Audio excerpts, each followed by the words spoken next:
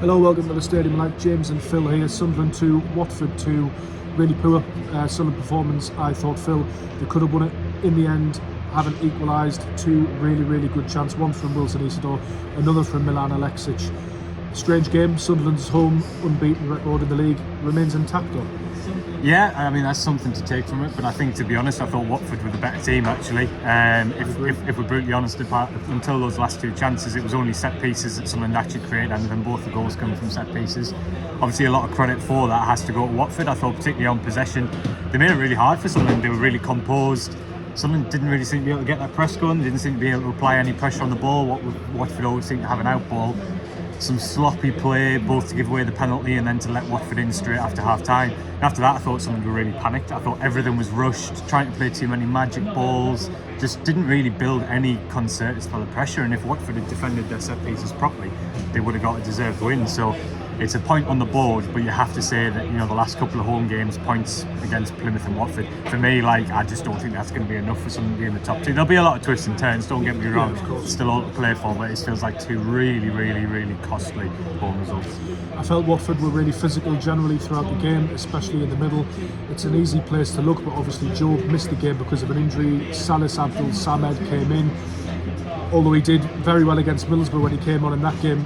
For me, that midfield, the balance just didn't seem quite right, and I think that contributed towards Sunderland's downfall today.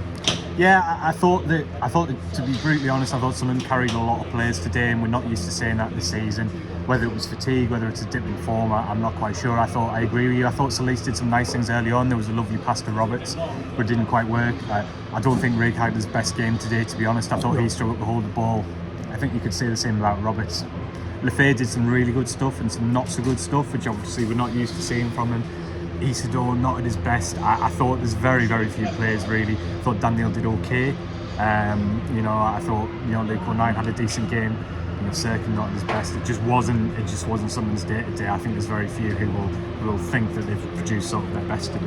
And the thing is, we mentioned physicality and we mentioned perhaps tired legs.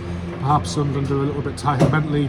There's a game midweek against Luton, who are a very physical side with little respite in between, so they've got to go again, haven't they? Yeah, for me, Sunderland have got to keep the ball better. I think I know what you mean about the physicality, but I actually thought Watford were the most composed team, especially in that second half. Watford were making better decisions on the ball, and Sunderland were just so rushed, so panicked. Whether that's the pressure, whether that's a bit of kind of anxiety creeping in as the pressure grows, I don't know, and that's something they're definitely going to have to think about, because most of that second half was far too easy for Watford, and I actually think Watford made a big error bringing another defender towards the end. They actually allowed Sunderland a bit more space and time on the ball, and I thought that was a bit of a turning point. So I thought that was a big late error from Watford, who, to be honest, in my opinion, should have won the game. All right, they didn't create loads and loads of chances, but I felt they always had way too much control. Can we take some solace from the fact that Sunderland could and probably should have won it at the end of the game with two good chances, perhaps? Despite being under par, they're still in games, they're still fighting. Is that a grain of comfort, or is it a sense, or should we be of the opinion that Sunderland should really be putting Watford to bed early on in that game if they want to be automatic? Yeah, I think it's two games. It's in the Plymouth one. You have to win. Yes, we can definitely take comfort for the fact they play until the final whistle. We've seen that lots of season. They definitely deserve praise for that. And who knows? Like, there will be twists and turns. Could yet be a very important point, but definitely a disappointing result. Yeah, right. Well, thank you very much. On the Whistle tomorrow as usual. Yeah. Podcast on Monday, I think. Head over to the Sunderland website for all the latest Sunday content. Thank you for watching.